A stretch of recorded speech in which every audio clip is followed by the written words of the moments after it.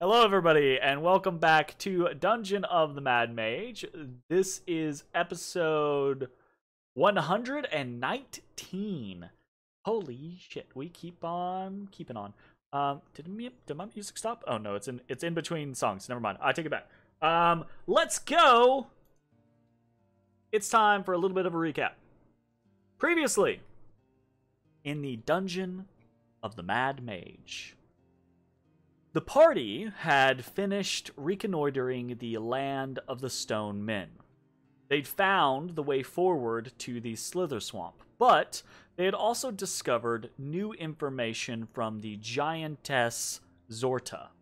In general, the party did want to help the stone giants defeat whatever magic was stealing their memories. But at the same time, the party was unsure of how to go about doing that without potentially fighting said giants. They also already had an objective: get Risk home. So, rather than sending Risk back up to the Skulltakers, or keeping him around while they investigated the stone giant's curse, the party decided to instead head for the Slither Swamp. But how to get there without being caught by the stone giants? The party discussed many plans: acts of subterfuge, speed, and persuasion, all potentially valid, but all with risks. Ultimately, they decided... Sorry. Nice. Sorry. Ultimately, they decided to have Bones distract Gravelock while invisible, and then move through his area and onwards to safety. As a backup plan, Matashtai would speak into his mind while hidden and attempt to make him think spirits or ghosts were about. With a plan chosen, the party set into motion, Bones out front with Matashtai not far behind. When arriving at Gravelock's chambers, the Tabaxi proceeded, finding a cluster of tools to knock over and creating a loud ruckus. Gravelock, startled, began to investigate, and Matashtai jumped on the opportunity of the giant's back being turned to him. He spoke into Gravelock's mind, taking the guise of a prophetic spirit, and warned of a danger to Speliosa, Gravelock's mate. The stone giant was convinced of this threat and rushed away. The party burst into motion following in the giant's wake, heading for the exit. But as they arrived at the way forward, they could hear Speliosa arguing with Gravelock and growing suspicious. Right at that moment, as the party attempted to creep away, Ashes and Risk, neither exactly stealthy individuals, made just a bit too much noise. Speliosa called out to investigate, and the jig was up. Ezra conjured a cloud of fog to cover the party's path, and they rushed away, successfully making it to the way down without being found by the giants, though they were on the hunt. Bones, however, being invisible during this exchange, decided to wait around a bit. He was especially curious about the crystal outcropping, for Mossy's sake. He and the Zorn investigated the outcropping after avoiding detection by a giant bat, and even managed to harvest some of the crystal. But the harvesting alerted Gravelock, who came to investigate, and then remained in the area. While sneaking away, Mossy detected something in the belly of the petrified basilisk, and Bones, ever inquisitive, decided to distract Gravelock while Mossy investigated further. But the Zorn breaking into the belly of the beast was incredibly loud, and Bones had to perform some swift antics in order to avoid being caught by the stone giant, and to get the goods that had fallen from the basilisk's stomach. He succeeded in daring fashion and hastened away to catch back up with the party.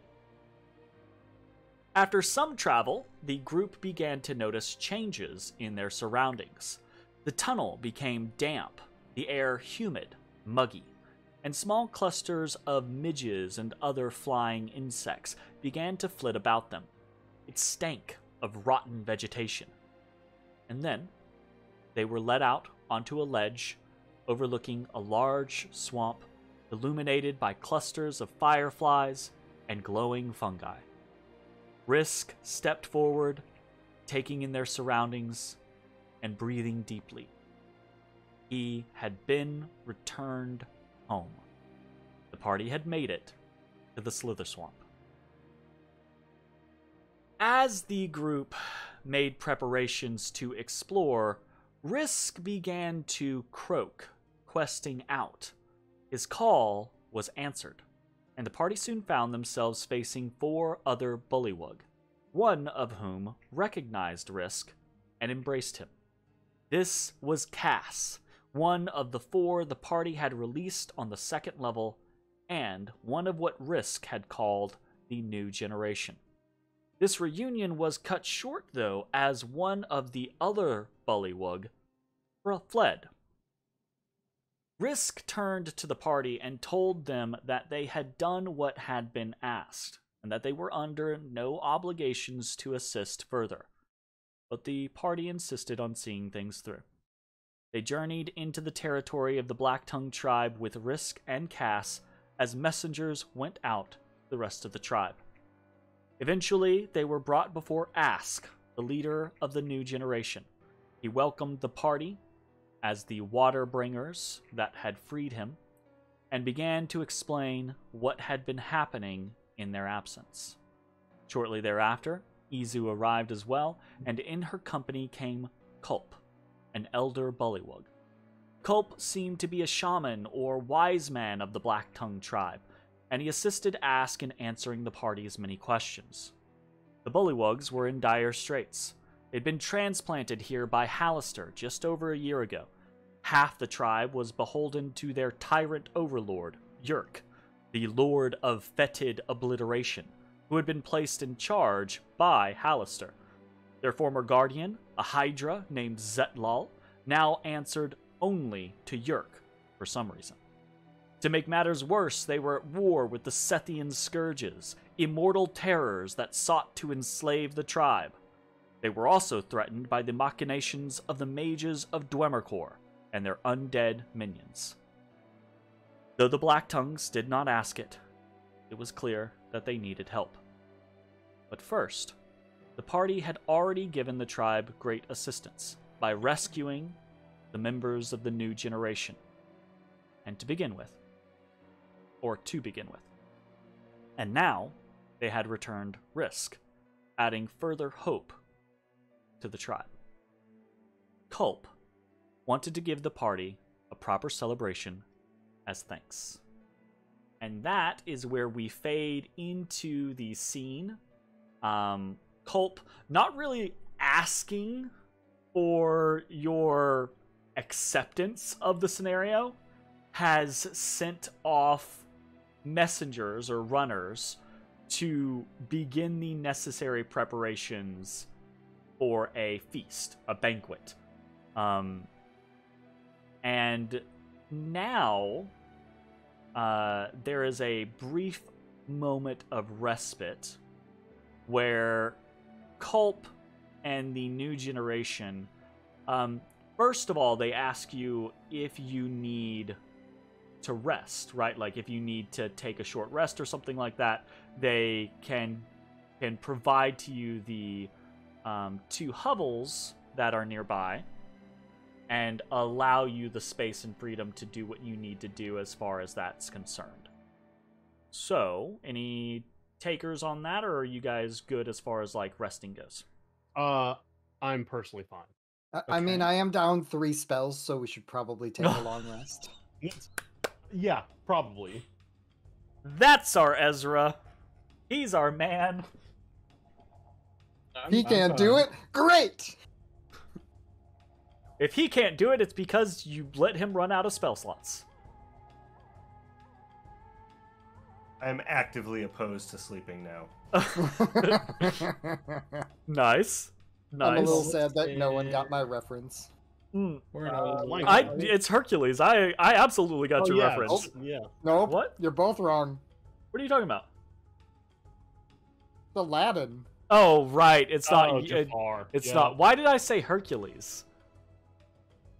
No. But yeah, you're Because you're the absolutely. fantastic Say- Disney why movie. did I say I, Lion King? no, I have no Yeah, you idea. said Why did I Aladdin say and you said Hercules? Hercules. Yeah, no, absolutely. It's Jafar. He's our man, and he can't do it. Great. Yeah. I feel shamed that I just like betrayed my Disney knowledge there. Like normally I'm on the spot with that shit. Anyways, Let's get down to business. are we defeating? Who The are we Huns? defeating? The Huns. Most Probably some Huns, yeah. Some Huns, just specifically Some the Huns. Huns in Huns. this case.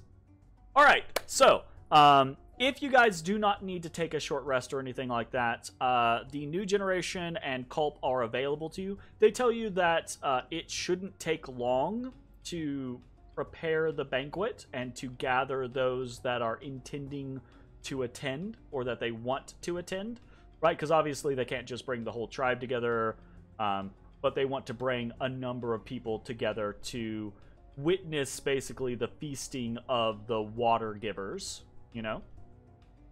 As you do.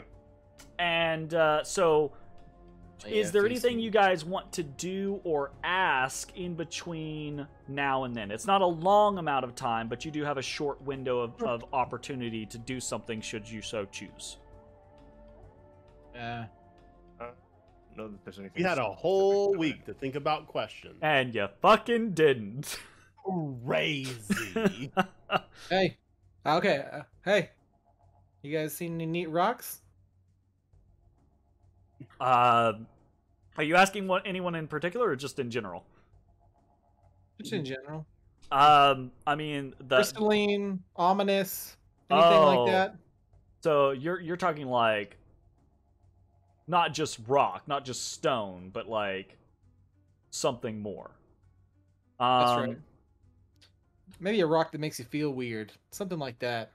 Anxious. Happy. They all kind of like shake your head, shake their heads. They shake your head. They walk up to you and shake your head. No, Kill them. They shake their heads, right? They don't seem. When you just said, have you seen any interesting rocks? Like there are a couple in the area that are like, well, you know, maybe. And then you're like, crystals, anything that makes you feel weird. And they're like, no, not really. No. All right. Izu is curious, right? So she kind of like follows up your question with a question, and she says, "Why do you ask?" She also, by the way, so you've noticed, Culp, Izu, and Ask speak very fluently in Trader's tongue, right? In common / undercommon, right? Risk is doing okay these days, and then Cass is very kind of like broken common. But none of the other bullywugs seem to speak the Trader's tongue or understand you when you're speaking it. Okay. Yeah, I point towards the nearest wall. I'm like, hey, Mossy. I knock on the wall. Mossy. The Zorn's eye and reddish-hued stone skin kind of press up to the side of the wall, and there's a kind of like a startled response from the majority of the bullywugs that are nearby, right? I point towards him. I say, he likes it. He likes him. Last time he ate a cool rock, he got a neat power. Cass and Risk is used to this by now, right? Cass and Ask are not. So Cass's hands, like, you know, there's a fraction of a second as this happens, right? And Cass's halberd is in his hands, right? In like a defensive position. Ask doesn't draw his blade, but his hand does go down to the hilt, and then he like hears you, and he kind of like immediately falls back into a more relaxed posture. Culp and Easy don't seem to respond at all.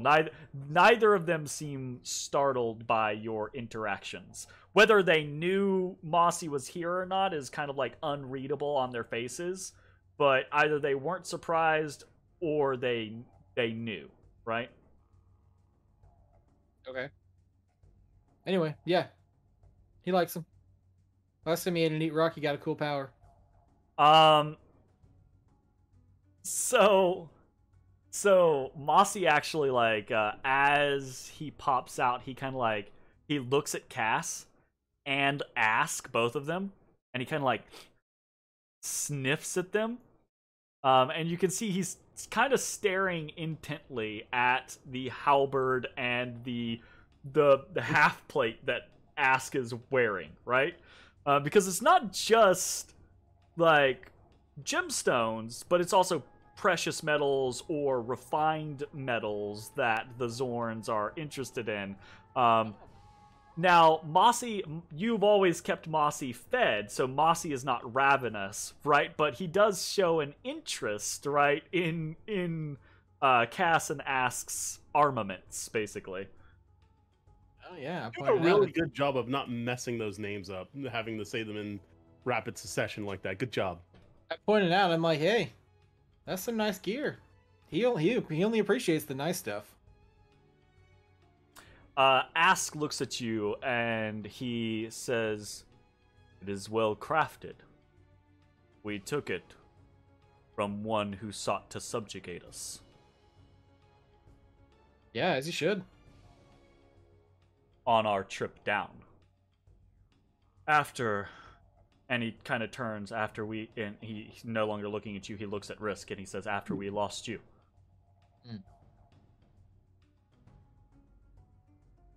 Okay. Not a lot of space in between where we found him, right? Well, okay, whatever. Neither here nor there. Would have had to have been on the 5th or 6th floor. Okay.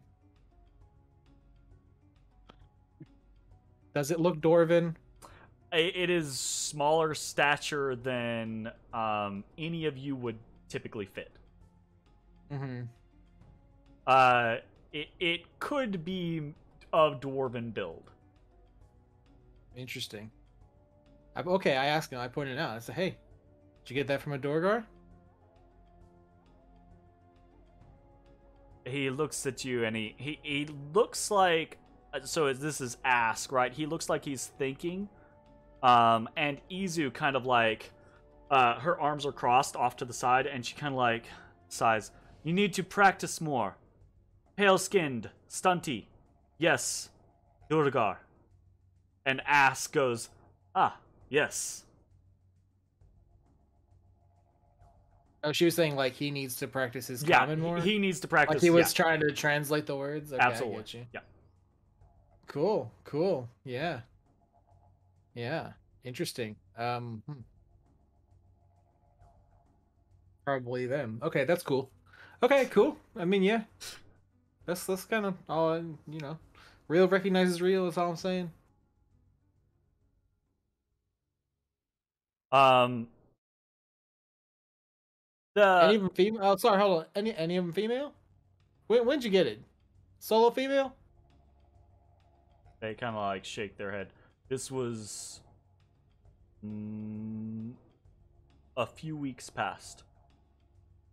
Okay, that'll be the before we encountered them, right? Not long after you released us, we made our way here as quickly as possible. Okay, so that would have been before we encountered her. Timeline seems like it doesn't quite match up. Our shit's really weird, so I just don't really know. It could be around the same time. It's not impossible, but it sounds like it might have been prior to you guys encountering the I don't remember any of them Iron using Eyes. it like a glaive, like a nice glaive. Not any of the main folk. Okay. Got it. Okay, cool. And then after that, right, like the collective kind of agrees that they can't, they don't know that means that there aren't any here, but they can't think of anything like what you're talking about, right? Yeah, fair enough. Exposed crystal or special metals or anything like that. That's fine. He normally finds it anyway. You guys know any like cool bones, mythical beasts? You say bones, and the whole group, there's this instant kind of like air of tension, right? Not that one. The Bone Queen. Queen of Bones. Get it And right, noob. You triggered them. Well, Cass says in kind of broken common, kind of like this statement in response to your not that one is only okay. one. When they're All taking that it back, I'm matters. like, when they're taking it back, I take out one of my daggers. I'm like, you guys are okay with metal. I do bone. That's why I asked. So you actually see you see Ask, you take out that dagger, right? Ask actually draws his bone short sword that is like it's the lower mandible of a creature with like teeth as the blade. I am that when I came in. And he says to you, actually, metal, and he seems to pause, right? Like he's having difficulty, right? And he says, the red, and Izu kind of like, rust. Rust. Metal rusts. Too much here. Rely on wood. Bone. And he kind of gestures to himself and Cass, and he says, these magical resists the element. Okay. Um, I will remind myself to tell the party to put away every magical or metal thing that's not magical. Is adamantine metal? Or Yes. is that magical? Yeah, It was- absolutely. no, it is That's absolutely not magical. Yes, Adamant. it's absolutely magical. It's It's completely gonna magical. rust. It's gonna rust. I to your think tiefling hide. his is magical, but adamantine base is not magical. I do think it's resistant to the natural elements. That being said, right, like I assume during your rests, right, that you guys do things like mend clothing or polish weapons or, you know, do that type of stuff, do the natural kind of like oh, we're sleeping, let me make sure my gear isn't trashed.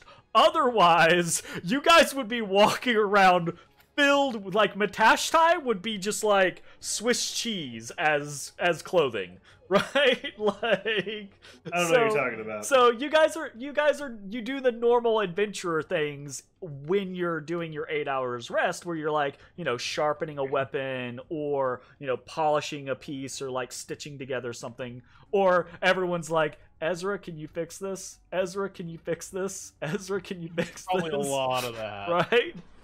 You know? Feel used.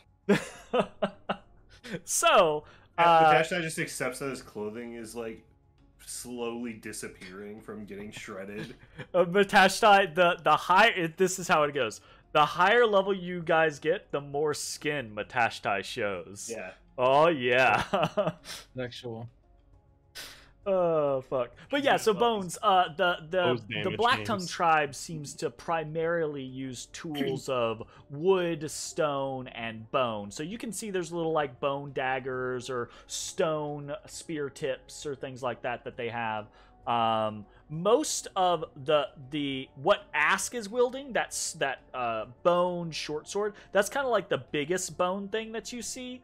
All of the rest of the things are kind of like smaller bones, like dagger sized or things like that, or like the, you know, the points for like arrowheads or those types of things. Okay. Neat. But again, in okay. response to your inquiry, it seems as if the Blacktongue tribe, they know the Queen of Bones. So when you say Bones, they're like, yeah, her, right? Everything else, they're like, yeah, it's you know, normal shit, right? But Cool. Neat. Nickelodeon. and while this is happening, right while you guys are asking these questions and having these conversations, these instances are happening, you do see there are bullywugs coming and going, right? And there's not like a table, there's a it's a long, you realize it's like a plank, right? It's mushroom wood, basically. It's Zerk wood, right? And it gets brought in, and it's off to the side, and it's not got legs. It's just floating on the surface of the water, right? But they basically position it and tether it to the wall, and then they're bringing in like little baskets or mushroom caps of various foodstuffs and things like that, and they're putting it on this. And you can see each time they put something on it, it gets a little lower in the water to where you're not quite sure once it gets all of the space covered whether or not the top of it's gonna be underwater or not, but it's probably gonna be close. But they don't seem perturbed or disturbed by the situation. So. Anything else? Or are you guys kind of just, talking amongst yourselves or passing the time until whatever happens?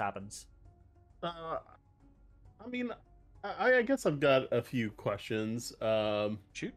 And by the way, like, Culp has made it clear, right? Like, he plans to continue like the banquet is intended to be a celebration of you, but he's available to you. He's not just going to be like, the banquet has happened, now all your questions cannot be asked, right? Like, you're free to continue asking questions during the banquet, etc., etc. Yeah. I'm just curious. I'll ask him.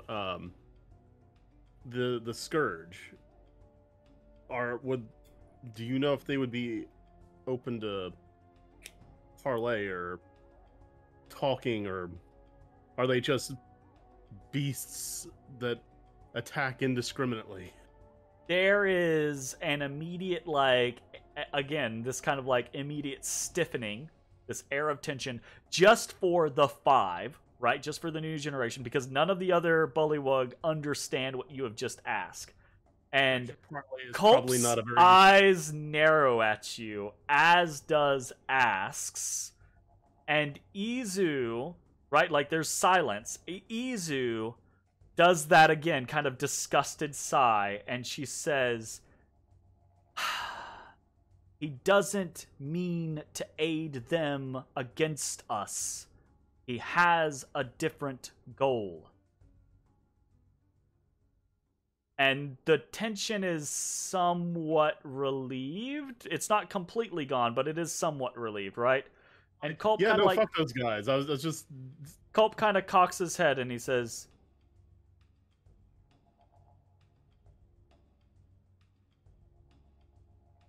the Scourges. I missed. Did you tell them why you wanted to talk? No, absolutely, you didn't tell him why. You're just I gotta find the Scourgers. He says, the Scourges, Excrutha, Sarakoth. They are willing to speak, but doing so tempts, risks everything. What are those two names again? Excrutha and Sarakoth. And then you guys have heard the third one too, as well. Hexakali. Hexakali, yeah. Culp tells you the Scourges are not to be trifled with. They have powerful magics. If you are not careful, they will steal your mind. We have lost many to their clutches.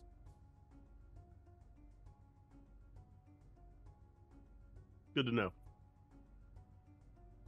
Matashtai walked away. But he has his headset on. With your freakishly high insight, much like Bones' freakishly high perception, with your freakishly high insight, you can easily, you can ascertain there is something that Culp is hesitating to discuss, and it seems as if, he's not hiding it from you, so to speak, right? he seems worried to talk to you about it, like as if it might put you off. I missed what was asked that has him acting this way. Peeved. So he said, right, that the Sethian scourges, right, if you're not careful, they are very powerful mages and they can steal your mind from you. And he said after that, we have lost many to them, right? Many basically to this ability for them to take your minds. And in that moment, right, like he kind of pauses, like he was gonna say something more, but then he kind of holds it back, right? And it's just a very brief flash. It's this, again, this instance where it's just because of your freakishly high insight that you're like, hold up, there's something there, right? And again, not like he's hiding it from you, more like he's worried that it's intimidating. Like he doesn't want to scare you off.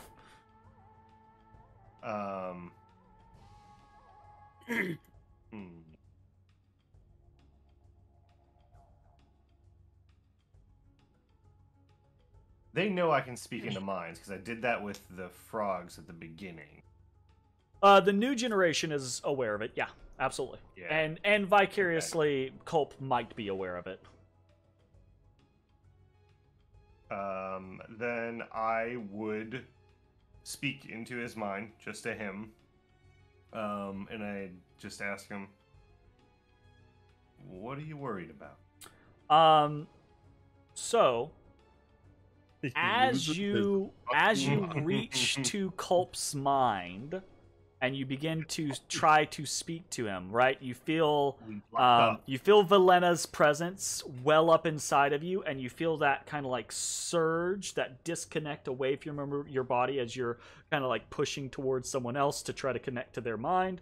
And there is there's a barrier there as you touch Culp. Like, Culp is protected, is defended against this type of intrusion.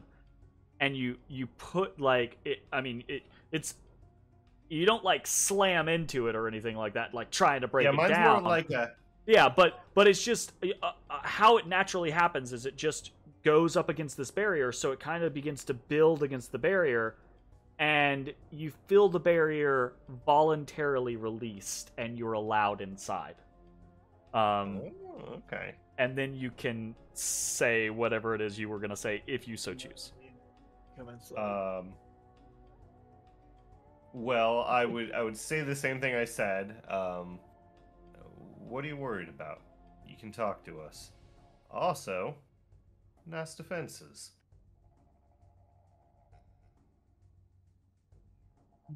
He kind of...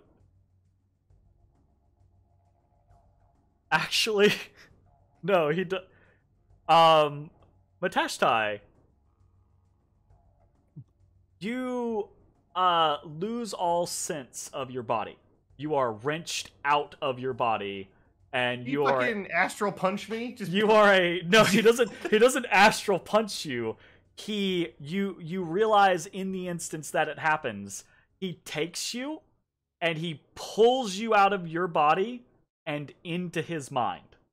Damn, with the tongue. Oh, shit, I'm in his mind palace. And like legitimately, the way we think about that or joke about that, you suddenly see and feel yourself surrounded by the mind of this shoulderman of the Blacktongue tribe, and you're now within his mind.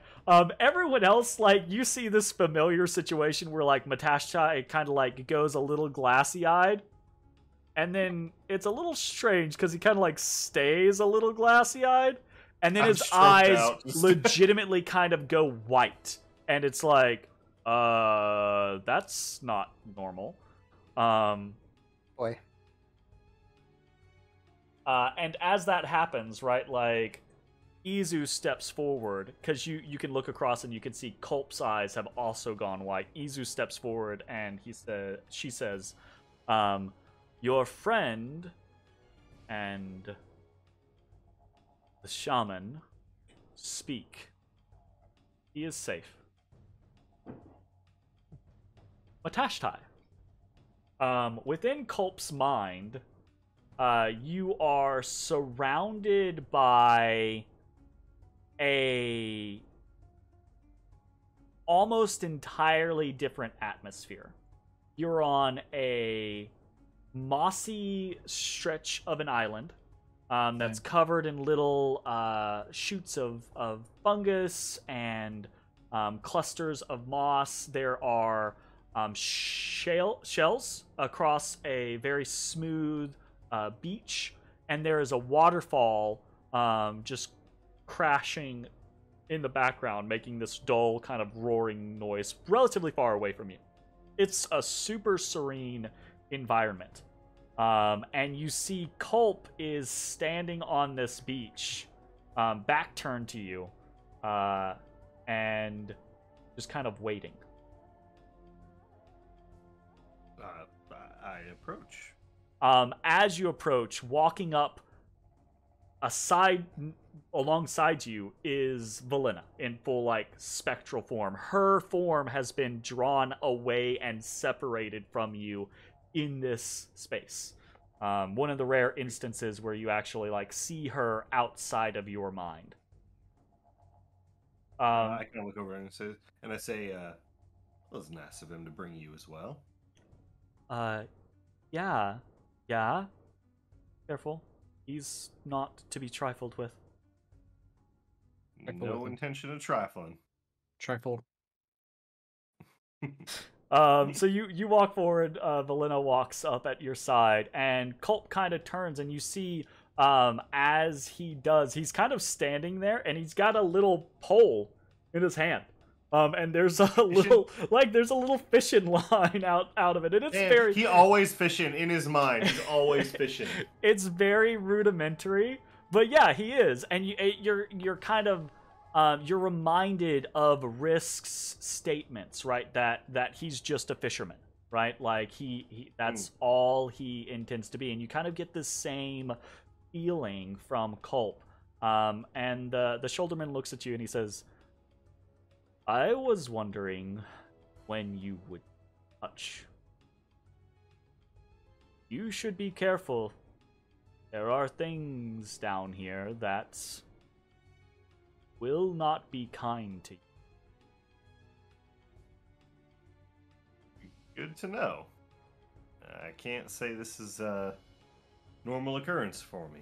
Not familiar with what just happened. Your power is valuable. Do not ignore it, but practice it and prepare yourself to resist any resistance. Is that something you could help me with? He seems kind of like legitimately like he hadn't thought of that, and he goes, perhaps in future days. Yeah, not a priority now, but could be useful. Indeed. But I was reaching out because you seemed hesitant or worried to talk about the scourge. We thrust much upon you. You have given us so much already. Kind of sighs, right? What does a frog sigh sound like? It's a very big, like, kind of wheezy croak, very like, right? And he just... I love the Discord filter so much. Damn it. and he says,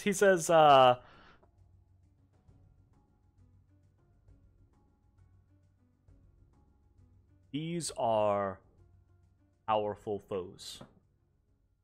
Not insurmountable, I think, to you or your allies. But dangerous. Deadly. I said we had lost many. Oh no! Lost another one. We've lost one more. Oh no! Mitch has had a second weekly. Oh, I know. hold on. he I'm fixing it. said it. It's fixed for a second. Is it though? He ain't going. Well, It's pretty. It's actually that's perfectly fixed. oh yeah, because he alphabetical. He Mitch is normally first, so that is actually perfectly fixed. I'll be right back. I'm gonna grab a drink if that's the case. Wow. Why?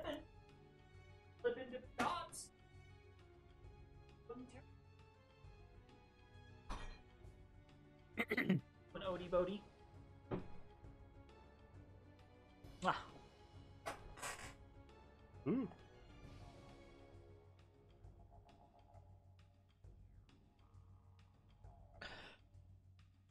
Oh, I get the feeling Mitch is not gonna be happy about losing Oh no. in that particular moment, like being pulled out of that. He gave a warning. Unfortunate. Did he? Oh no. He said it In Discord, he could have done that from his phone though. Oh, that's awesome. Yep, definitely. I want to read it real quick. Break everything. Computer being dumb again. Gotcha. Sweet. Oh, I love seeing that on the stream. Oh, the milk. Yeah. It's Well, pretty you good. didn't see the milk. You just saw other parts of.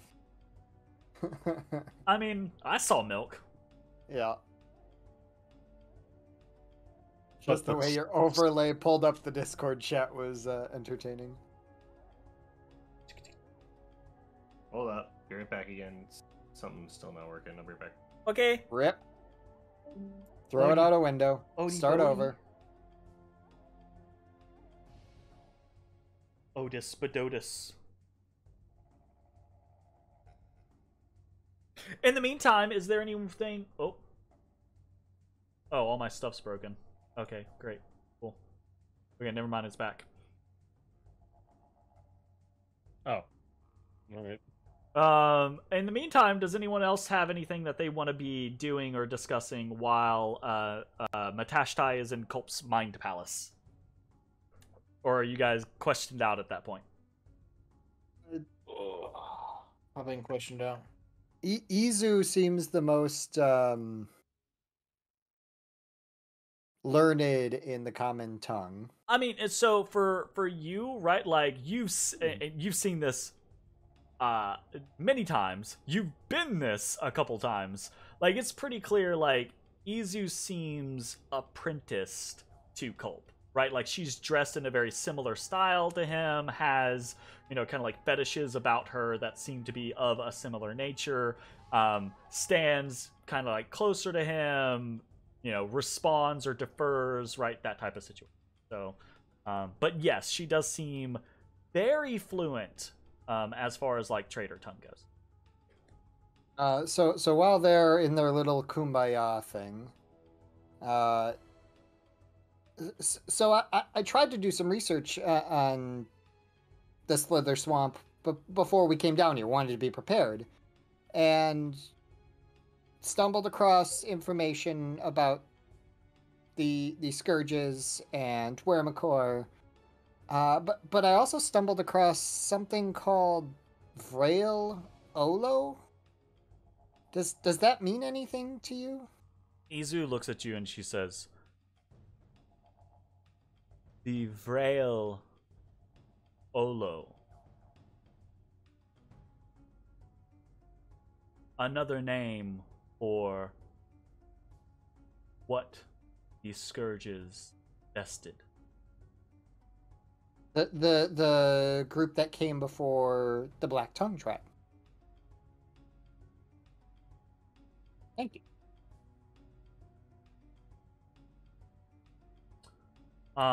Anything further on that line of inquiry, or are we good to flip over to Matashtai and Culp? I don't know, Mitch. Are you back for good? Are you back think for so. good? Does that change your answer, Jake? I mean, I can make something up if I need to. Okay, gotcha. Okay, so yeah. Okay, then back in Culp's mind, right? Matashtai, where did I leave off? Culp had been looking at you. He had told you that they were incredibly dangerous creatures, not just the Sethian scourges, but just this land was filled with incredibly dangerous creatures, right? And then Culp looks at you and he says, "We have lost many. A great many. But I do not think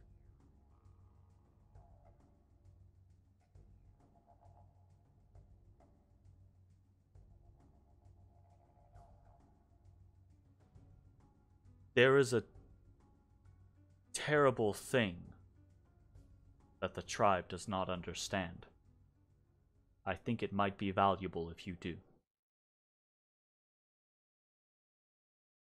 All right. Our spawnings are not some random bit of chance. We are spawned from the spawning stone.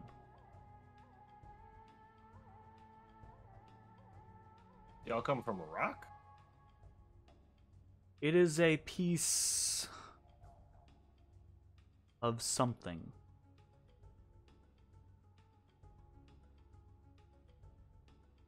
A shard.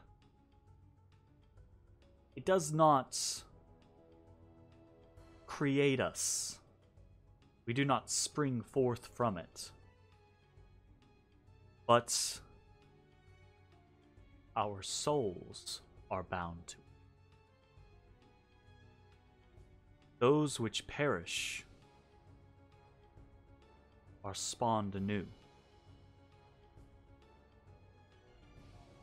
So y'all do sort of reincarnate in a way. We did. We do.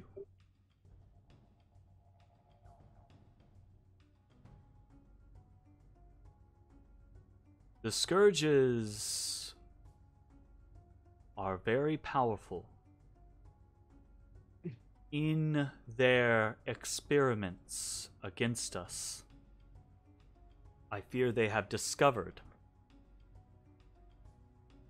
this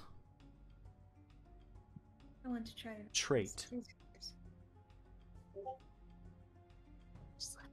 They no longer slay our brethren. Instead, they bind them.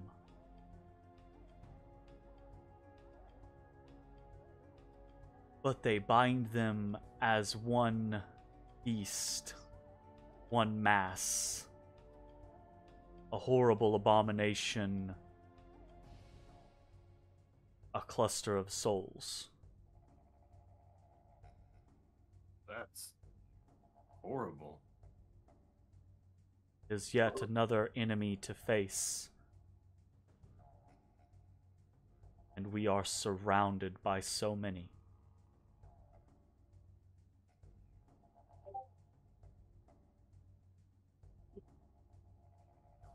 Well, it's a good enough reason for me to kill these damn things. But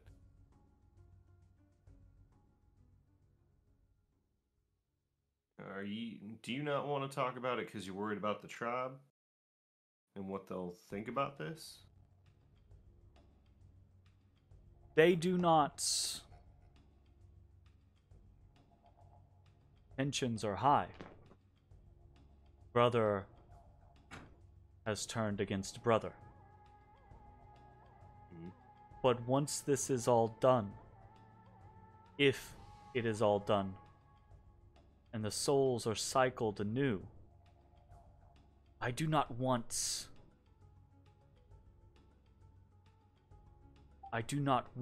the knowledge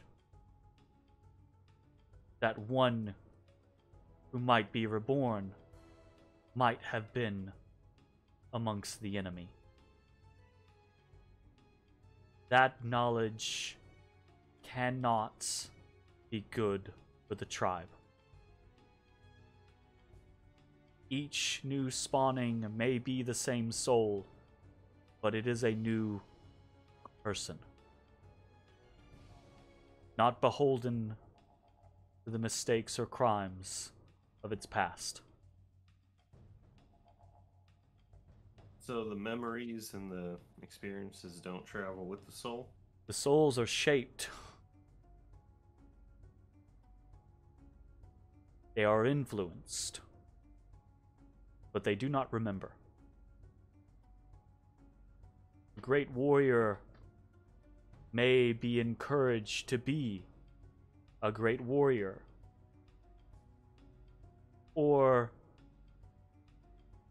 a great fisherman may be encouraged to be a great cook. So they may have similar inclinations, but their surroundings and experiences can shape them differently. They are new.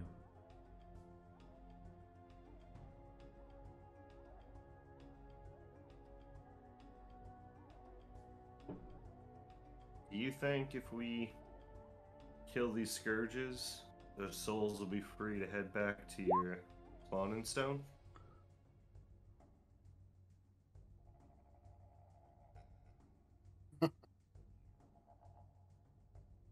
He looks at you and he says,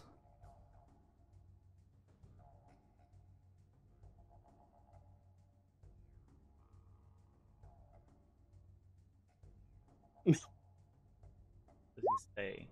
Says something specific. I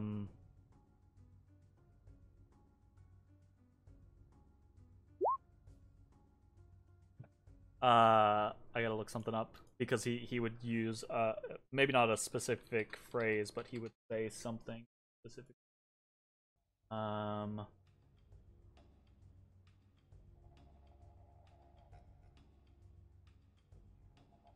what. He says, "I pray to Ramenos." That is.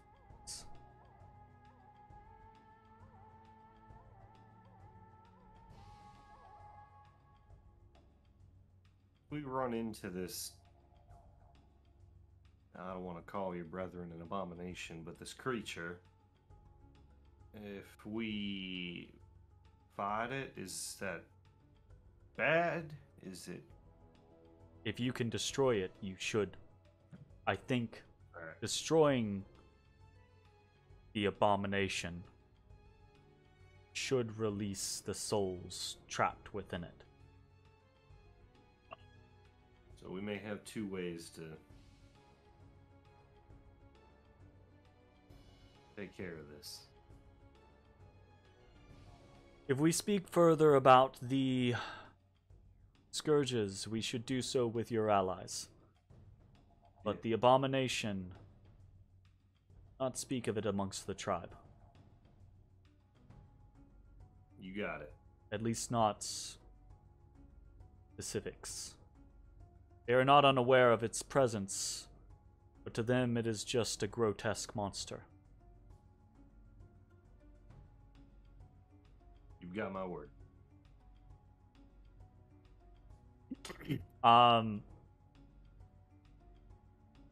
You are suddenly thrust out of Culp's mind and back into your body, and there is an involuntary kind of like gasp that comes up from Matashtai, and you all kind of like hear it, right? Like he's quiet, he's glassy-eyed, he's quiet, just kind of like moment.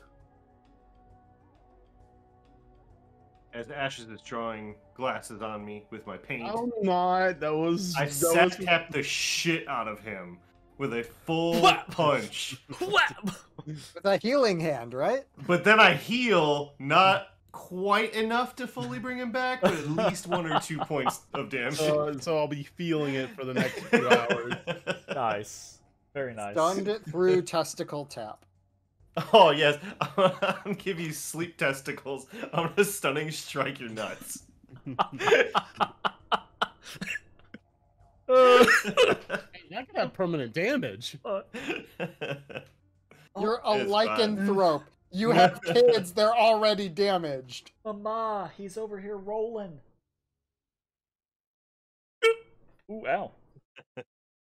Never mind, he's not rolling anymore. Called attention to it. Mama looked, so now he's not rolling.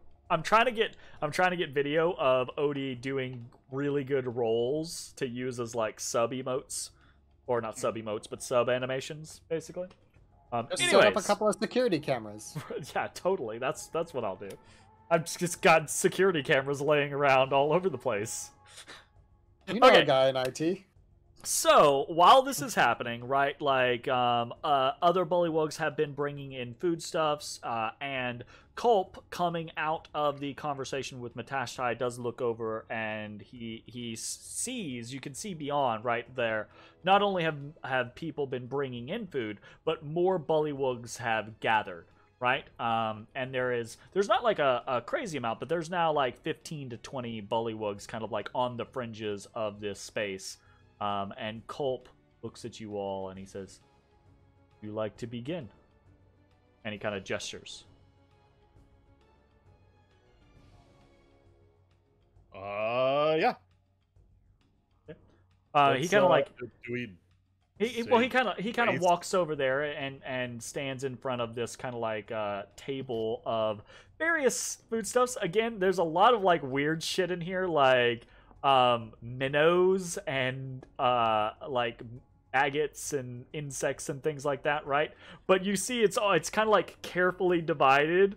Like 3/4 of the table is stuff that you guys probably won't eat, and the quarter of the table is like mushrooms and little bits of like sumptuous looking moss and like little meats or dried things, like that type of stuff, right? Culp kind of stands in front of it. He kind of motions, and the bullywugs on the fringes begin to kind of like move in. And there's this, it's not like a crowded press around you, but there's suddenly a lot more bodies in here, right? And Culp says, "Family, we have cause for celebration today. Our brother, Risk, is returned to us." And there's a little like cheer that rises up from the crowd.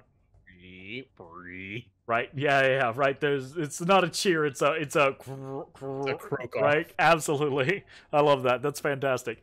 And then he says, like Risk kind of steps forward, presents himself during this, and then Culp continues and he says, "He is brought to us by the Water Givers, those that saved our family prior." And Ask, Cass, and Izu do not step forward, but they are apart from everyone else. And there's a very obvious kind of like deferential tone given towards them. And again, croaking applause kind of like comes up. And then Culp says, "We should celebrate the new hope being given to us, and friends finding safe passage." And then he motions to you four and he says, "If you would." And he kind of like gestures towards the table. And then very kind of quietly under his breath, he says, "Doesn't matter what, just pick something and eat it so they Already can halfway see." there. Right? Like Ashes is just like, what? Just one. Have like a minnow tail just already hanging out. Love it. Is it still alive? Oh yeah, they're fresh. They're like in a mushroom cap of water, I'll like spaghetti noodle it in. So each of you, right, like Culp kind of like motions for each of you to step forward and find something upon the table to kind of like try, right? And there's almost kind of like this waiting with kind of like bated breath scenario as they watch. It's a little weird, right? They kind of watch each of you eat something, right? But as soon as the last one of you is done, there again is that big croaking, applause or cheer that kind of comes up. And then Culp says, "All right, if you want something, grab it." And he says that to you because almost immediately afterwards, right? Like there is now this press of all of these bullywugs trying to get to the table, and you see as they get to the table, they are specifically after the things that you ate. Right? So, like, it's almost kind of like this, this almost cultish type scenario where they're like, you have done something. They want a piece, a connection, right? To like, so if ashes, right? They've heard stories of ashes or hear stories of ashes, right? Or what have you, right? They want to have that connection. So all of the things that you guys touched, that stuff flies. It's off the table in like the next few minutes, right? As and you see like baby bird it. Most of these bullywugs, they're not grabbing like plates and feasting to their full, right? They're just grabbing one or two things, and you realize that there's kind of like a couple of them will be here and then they leave. There's a cycle of people coming in, and you can hear on the outskirts there's these croaking conversations where some bullywugs are kind of like telling new arrivals what has transpired, right? During this, you all are given seating basically on the hovels, right? The steps of the hovels that are kind of like raised up out of the water. And then, the new generation and Culp, they kind of like find themselves around you, not like preventing anyone from getting to you, but they are kind of like a soft barrier in between you and the rest of the Black Tongue tribe. And they are eating. They have like small plates of food and things like that. And there's a general happy atmosphere that is going around. This seems like this is probably going to last a little while this tribe cycles in and people get what they can and find places and eat. There's conversations cropping up around, etc., etc. Again, you guys have an opportunity to discuss things with the Black Tongue tribe if you want. And in point of fact, Culp and Ask both look at you guys kind of like in the situation of, we have said much. There is much for you to consider. But there is still much to tell. What would you have of us?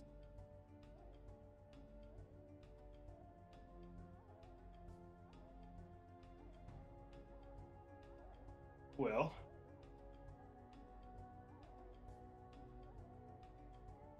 we will tell you whatever we can. We will talk of enemies, of strategies.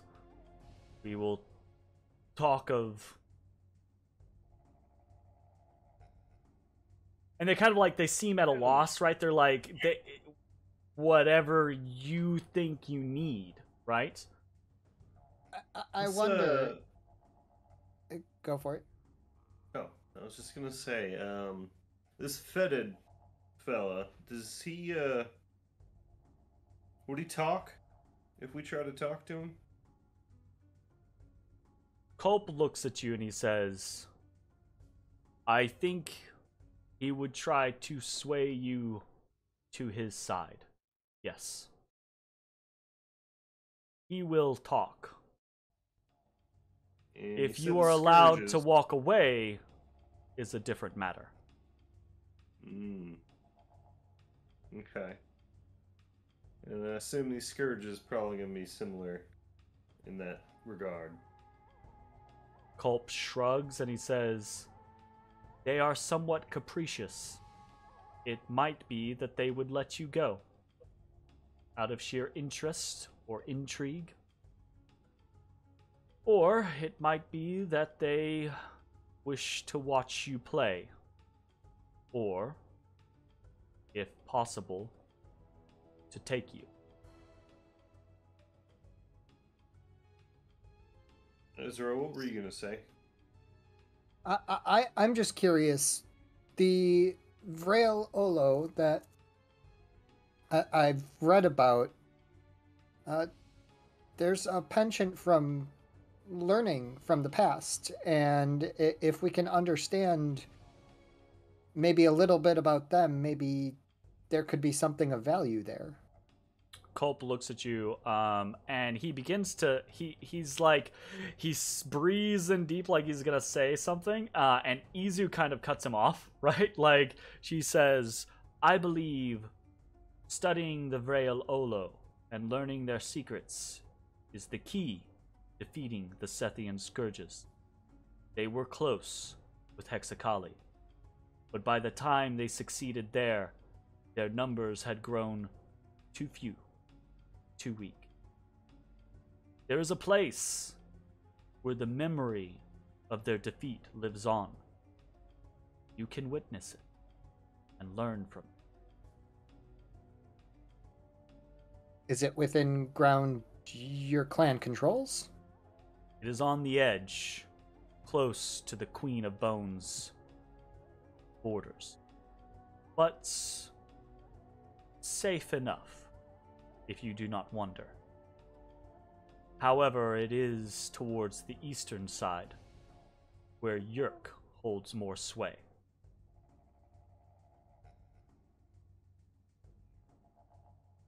That could be a starting point if we can get insight into what they were doing or what they were trying to do, and maybe offer some assistance in that fashion.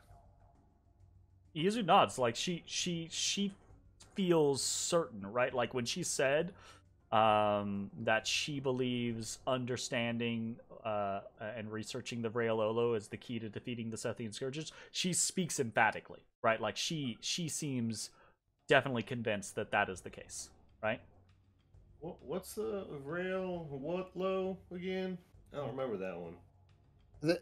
So when I was researching this location, this was the tribe that had fallen to the Sethian scourges, and the Blacktongue tribe was brought to cover their stead. Oh, the folks that came before. All right. And they're also the ones that attempted to deal with Hexakali and turned her into the what did you call it? The Queen of Bones. That's it. The Bone Queen. The Bone Queen.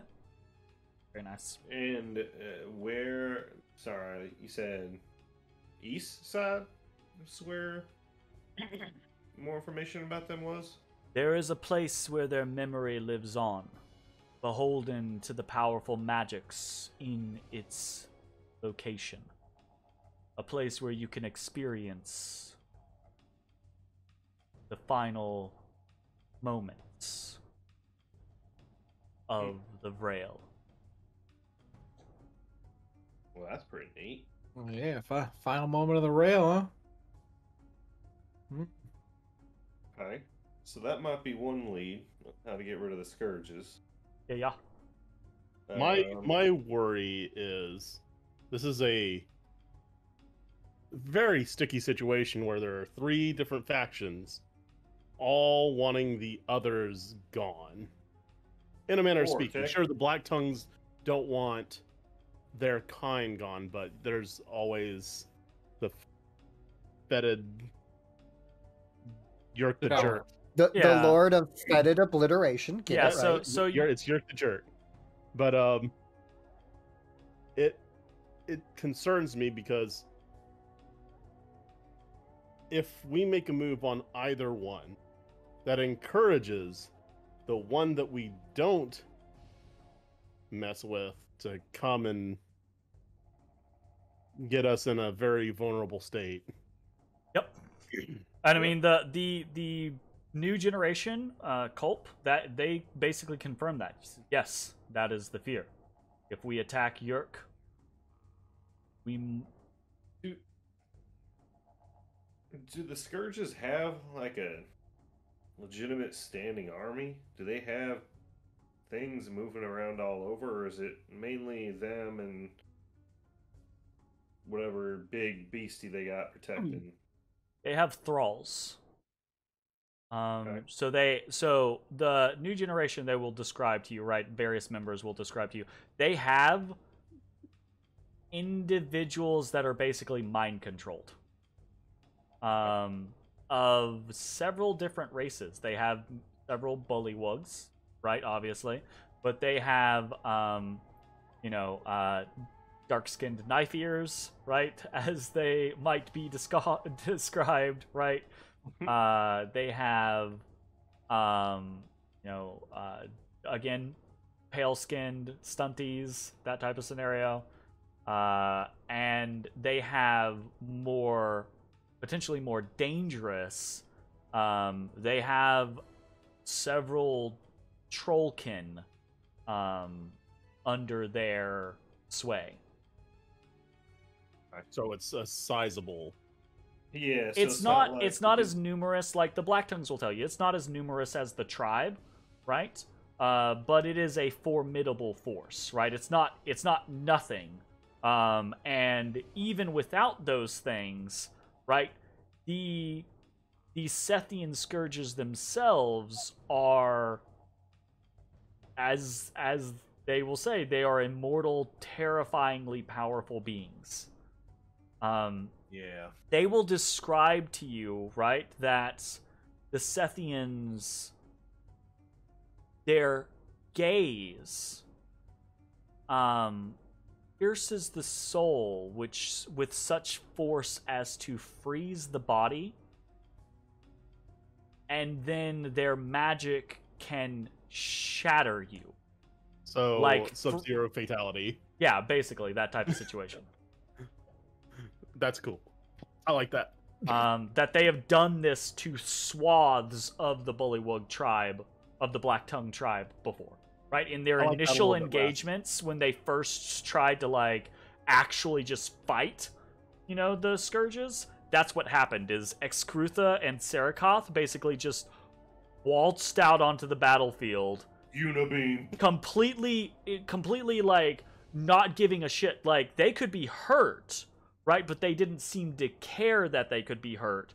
And then they basically just went and froze entire, like, clusters of the tribe and just shattered them. Based on this explanation, I start asking for a physical description of these entities. They describe them as very big fucking snakes with faces.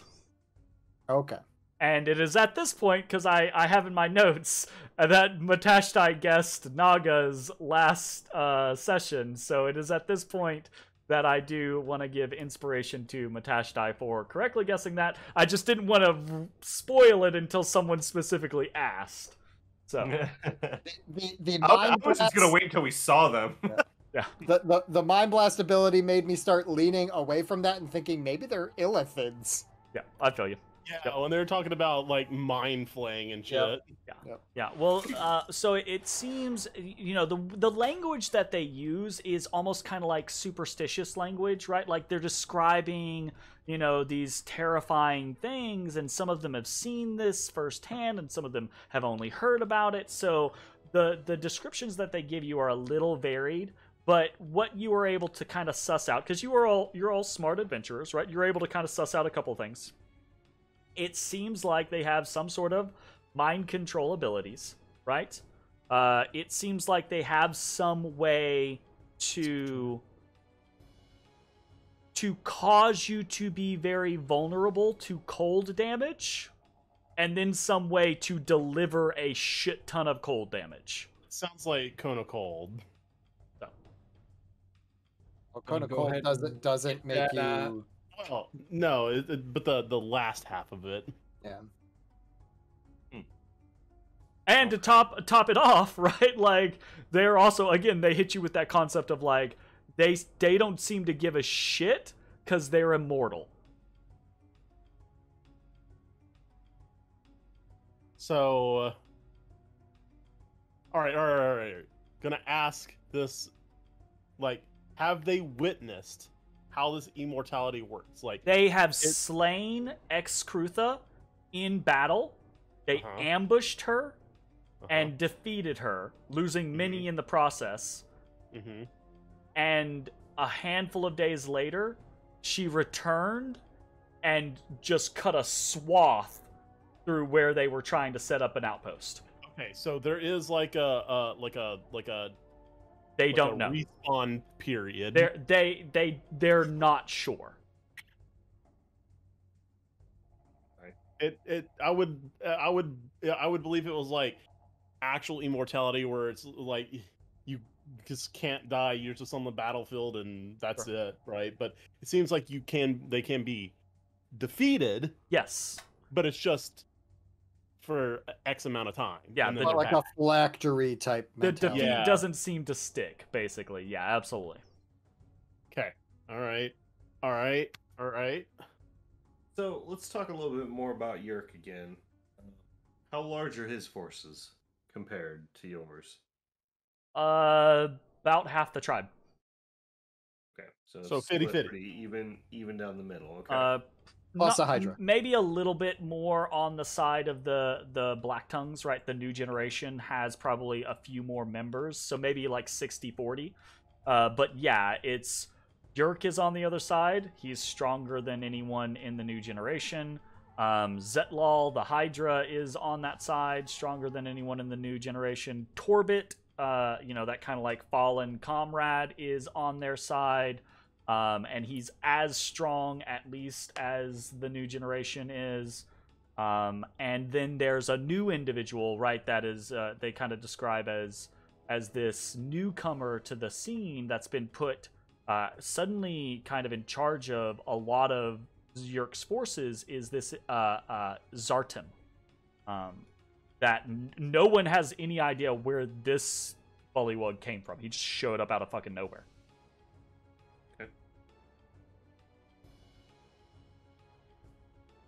So, Also, to make matters a little more complicated, so Cass specifically and Ask, right? They will appraise you more of these are more specifically military scenarios, so they'll kind of appraise you of this. The Bullywugs, when they came here, they initially they captured some carrion crawlers, right?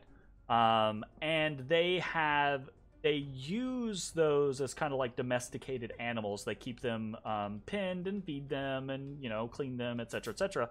But one of the things that they do is they harvest the paralytic slime that comes from the carrion crawlers, and they use that on their weapons.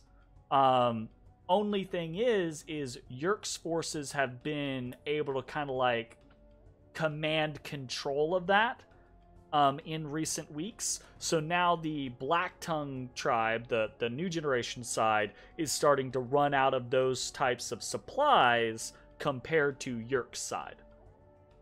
So, just out of curiosity, now when they say domesticated, like if their cage was let loose, would they would they just run away, or would they like immediately aggressively attack? It seems not sure, right?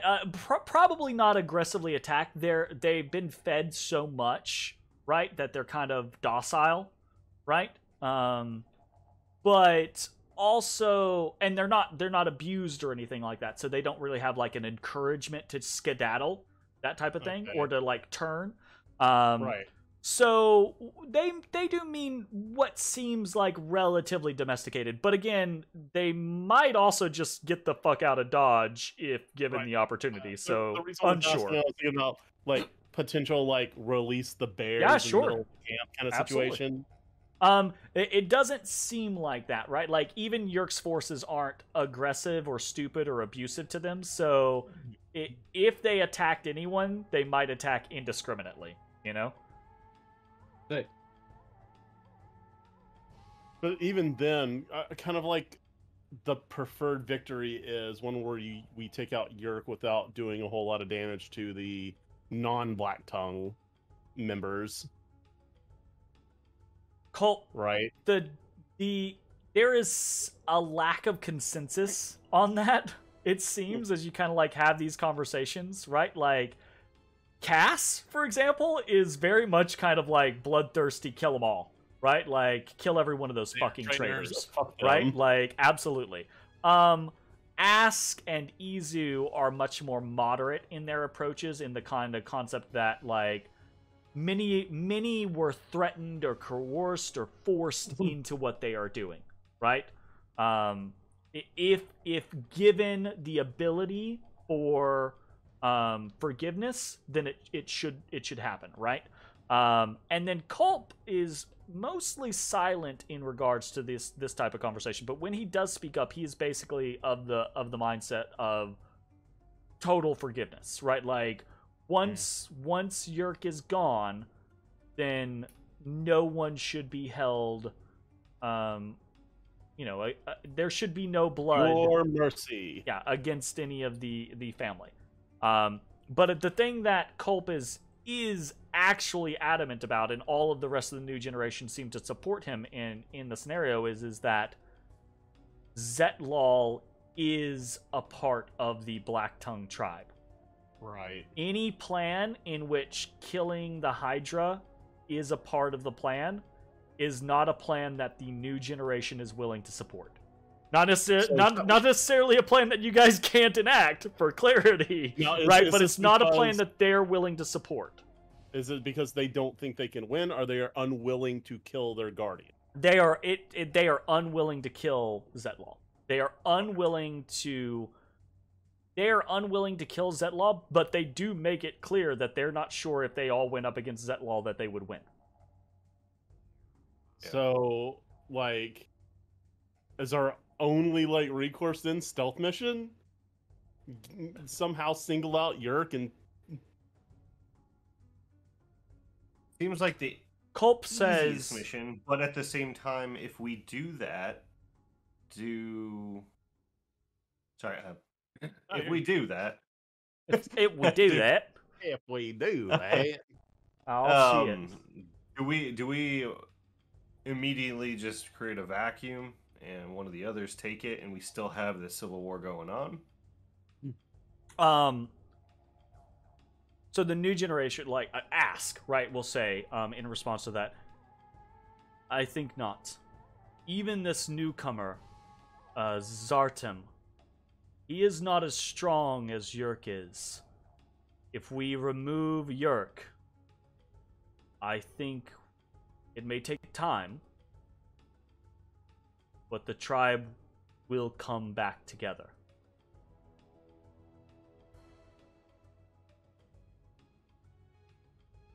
so there's well, here's the thing. Like, I'm sure the Scourge is going to be aware of that. When they catch, if best case scenario, we somehow manage to separate Yerk from the tribe, kill Yerk, and they get word of it at all, they're going to realize that if the two tribes combine back into one again, well, I guess not. They're immortal, so I guess they wouldn't care. Yeah, so really, so you guys in this situation, there's multiple factions there's 3 factions for you, not counting the Dwemer Corps faction, because that one doesn't really seem to be super in play right now. But there's the new generation, there's Yerk, and then there's the Scourges. But for the Scourges, there's really only, like, they count the Black Tongue as one tribe, because the tribe does present a unified force against the Scourges. New generation or Yerk's side, they work together when it comes to the Scourges. Oh, right? Okay. So I had no idea. So because otherwise, if they didn't do that, the Scourges would kill them all, right? Like if it it would be defeat in detail. The Scourges would just take out Yerk's side, and then they would just take out the new generation side, right? Like so, like when the time comes, like if the Scourges make a move, like they drop all bullshit, and they're like, all right, time out on this, take care of this. Yes, absolutely. Yeah. Because otherwise, it's the demise of the entire tribe. But the issue is it seems each time this type of engagement happens, right, the Black Tongues lose more and more members, and the spawning happens. New bullywugs are born, right? And it seems that they're being indoctrinated into Yeerk's side than the regular Blacktongue tribe. So it's this slow push to where Yeerk is claiming more and more of the overall proportions of the tribe itself. So then that's even worse a problem, because I was under the impression that, like, if we could reunite the tribe, then we could go against the Scourge. It's not an overwhelming force to suddenly beat the Scourges with, no. Wow. Unfortunately. Now, a unified tribe, you know, with the new generation and with Zetlal, does potentially present a force that, with your backing, could defeat the Scourges. Maybe. Who knows, right? You haven't really gone down that avenue. Level 11 adventurers really turned the tide. Right? Yes. Yeah, 4 level 11 adventurers absolutely turns the tide of almost anything. Yes. Soon to be 12. All right. Right? So, and y'all correct me if you think otherwise, but it's kind of seeming to me that maybe a good course of action would be to get some more information on how we deal with the Scourges, following what Ezra was thinking. Sure. Get some more information first, because that's not really committing anywhere right away. And then maybe we look towards taking care of Yeerk first after that. Because if we can get the Blacktongues united, which Scourge obviously think they are, but if we truly get them united, we're fighting on one front. Well, 1.5, depending on what the mages of Dwemercore do. That is a scenario that the Blacktongues just don't have a lot of information for you about. Like, whenever you guys ask questions about them, they basically just tell you, there's a lot of undead to the southwest, basically, that are under the control of the mages of Dwemercore, and they cause problems. Maybe the play is to talk to the mages, like see where they stand, because, like, as far as things stand now, we have a really good idea of where each faction stands and what they want, but we know nothing about the mages. That's not completely accurate. It is Hallister's school. But I mean, didn't you yourself, like, last week be like, I mean, is he really evil though? No, he's evil. But is he though? Has he really done anything wrong? All he does, he's just a little bit of a trickster, right? He's not a bad guy. Who's a trickster? Hallister. Oh, he's been nothing but nice to us. Hallister. Halsper. I'm not But opposed to talking maybe to the we can mages, parlay with the though necromancers. I think I'm not they opposed are. to talking to anyone, but I don't think they're gonna have a solution that we want. I think they are the most dangerous faction on this floor. Colt, or I'd say so. but they're not individuals. least predictable. Yeah, go ahead. Sorry, I apologize. That's okay. I was just saying, I don't know if they're the most powerful. A bunch of skeletons ain't that scary, but That's if not. So the Blacktongue members of the tribe will clarify for you that Dwemercore is not here. Dwemercore lies below Like the Slither Swamp. Floor? It's not this floor. yeah, like these are just expeditions. But there is a force from Gotcha. Dwemercore that controls the southwest. Hear me out. So So that is actually new information for you Okay. guys there. That's So, legitimately, yeah.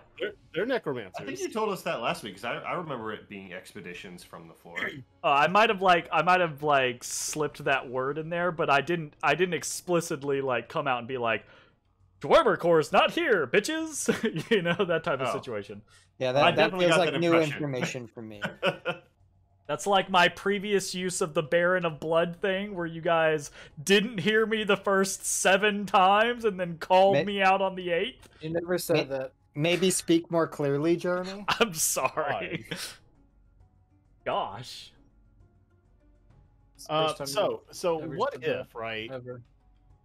I don't believe creatures just have immortality, and I think one of you actually said it, like, maybe there's like a phylactery or something that's keeping them here.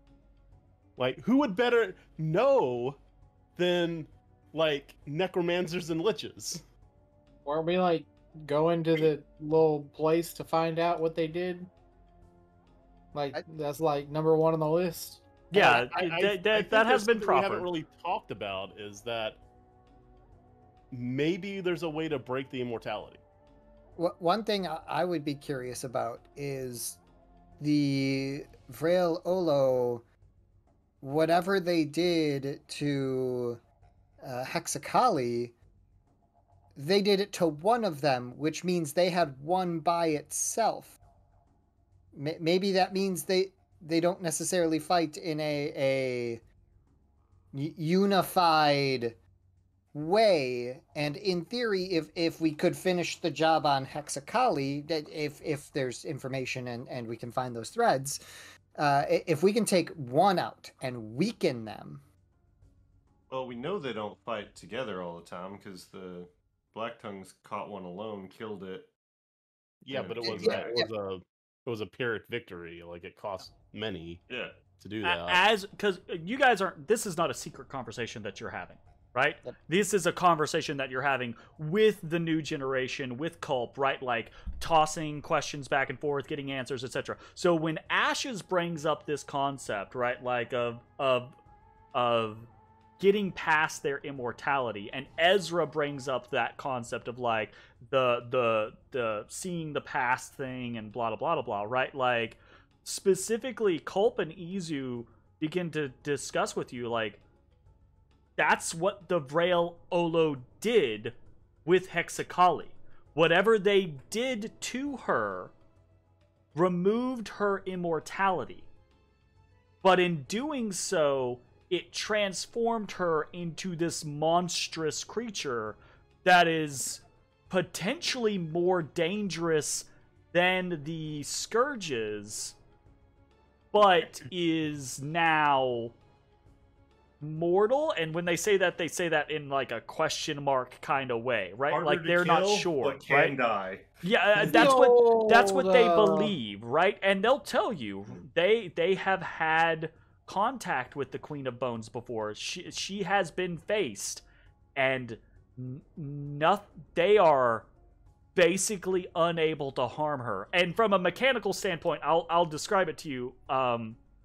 It's resistant to. No, Oh, okay. Immune. no. The way they describe it to you in like Cass especially, and Ass kind of like get into graphic detail. Basically, they describe it as her fucking AC is astronomical.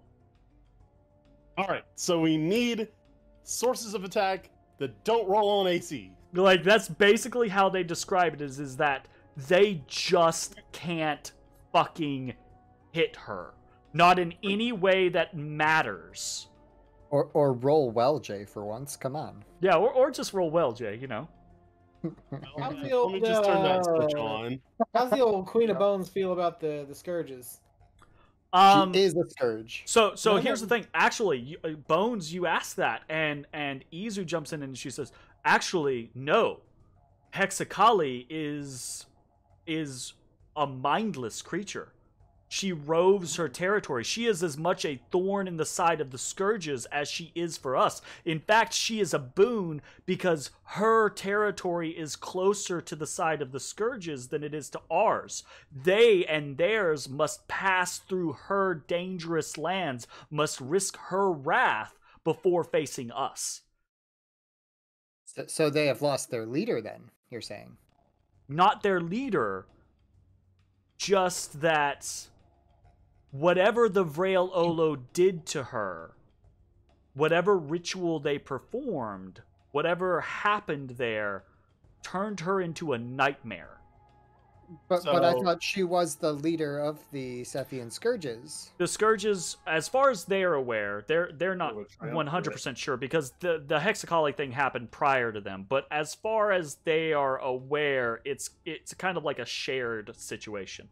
Kind of I like a haven't coven, noted that basically. she's the leader for some reason. So Mm, I think probably because you heard Queen of Bones and it was like, Maybe. yeah, that's the boss bitch. like they don't have anything. I don't think they have Maybe. anything to say otherwise, right? But they're unsure. Okay. You know. If nothing else, they do know that Excrutha and Sarakath seem to share dominion of the Scourge lands.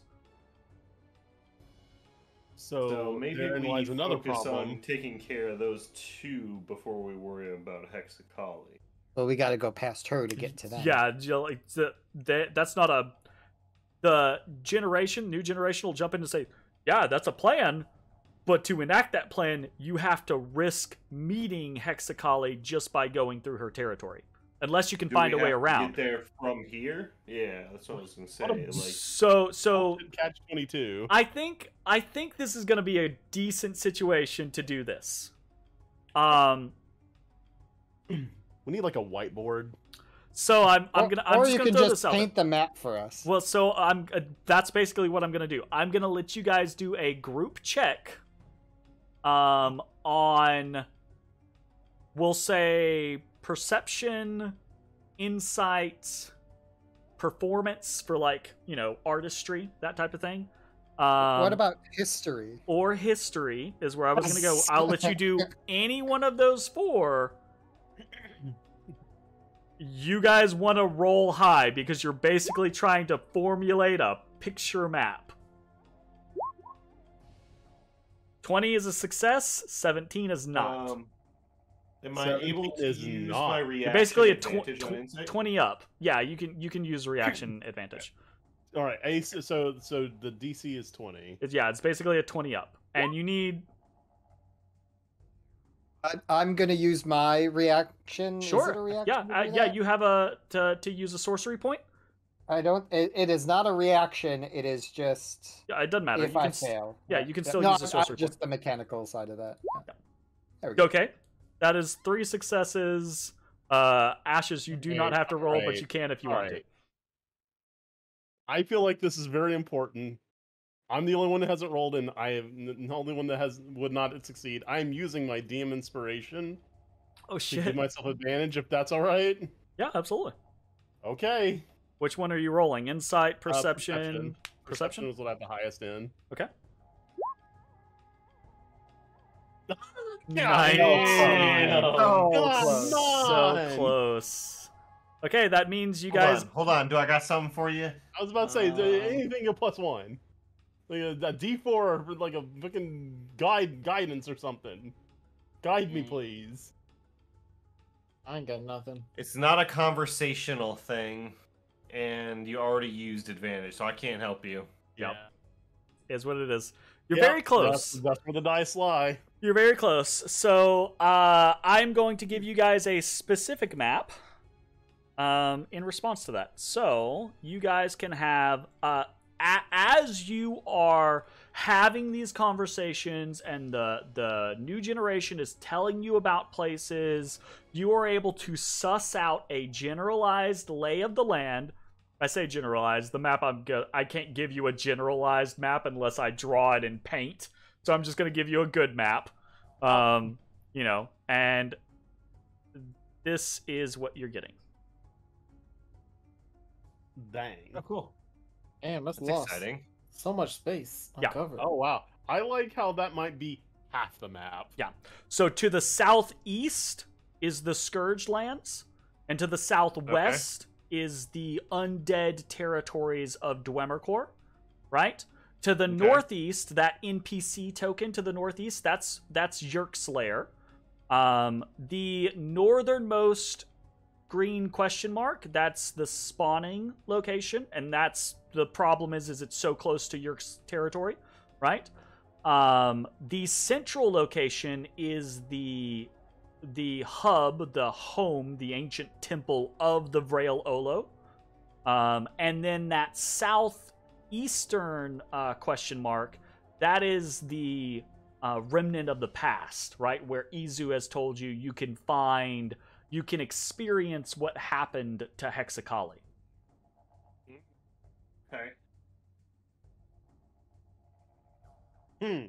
Who controls the central hub, like that temple? Yerk's forces control that. That is where Torbit tends to reside. Orbit. Okay. So Yerk's forces generally control the area of Yerk's dominion, obviously, the spawning location, although that is shared. Izu and Kulp specifically say that they normally make their presence felt in the spawning, since they are the shouldermen and women of the tribe, right?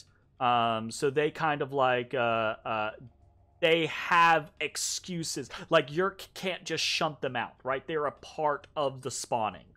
And then Torbit is generally in control of the central temple, although that's the most tenuous location controlled by the Black Tongues, right? That's where they see the most battles, is in that area. And then where you're at and to the northwest is fully controlled by the New Generation. And then actually, if you see that spot north of where the temple is, the little stretch of what looks like dry land, that's where the carrion crawlers are kept.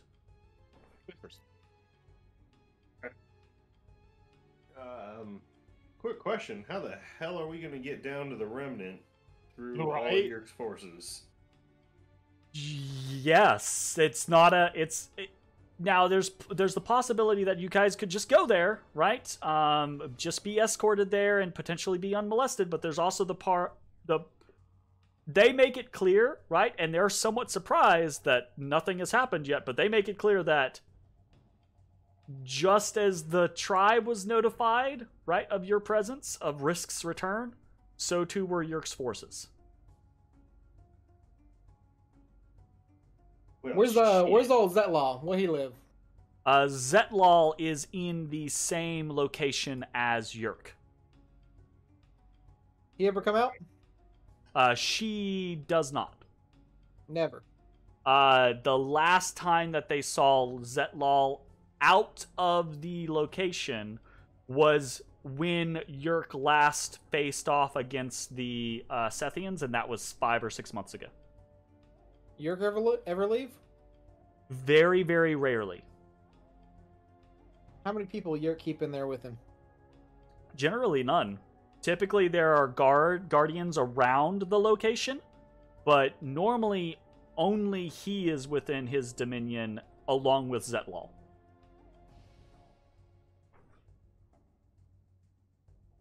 If we kill Yerk, how long do you think it'll take for Zetlaw to calm down? 7. Culp says, Can any of you I don't know. help her calm down? We don't know why she serves Yerk.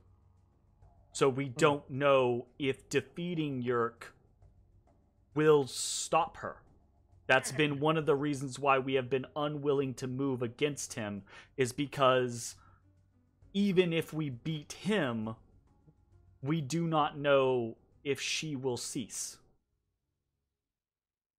Cool. Cool. Finding out why Zetlal has chosen to side with Yerk might be another linchpin in planning. All right, then.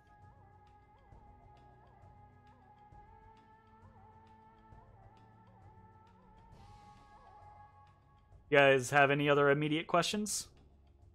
Obviously, like, they're not going anywhere. They're just like, the banquet is beginning to wind down, and some of the Black Tongue tribe are trailing off to attend to things that they need to attend to. So it's kind of reaching that point of, do you have anything else vital to attend to right now, or is the huddle gonna be broken shortly?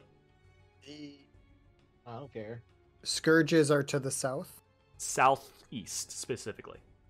So if you draw a line down from the temple, everything east and in black is either the Queen of Bones territory or the Scourge's territory. everything west isn't necessarily territory of Dwemercore, but that's where the undead bands rove, basically. There's a lot of, there are other, they're not sure because they're dangerous territories that they haven't explored as much, but there are other ruins that lie in those places. Ruins specifically from the Vrail Olo.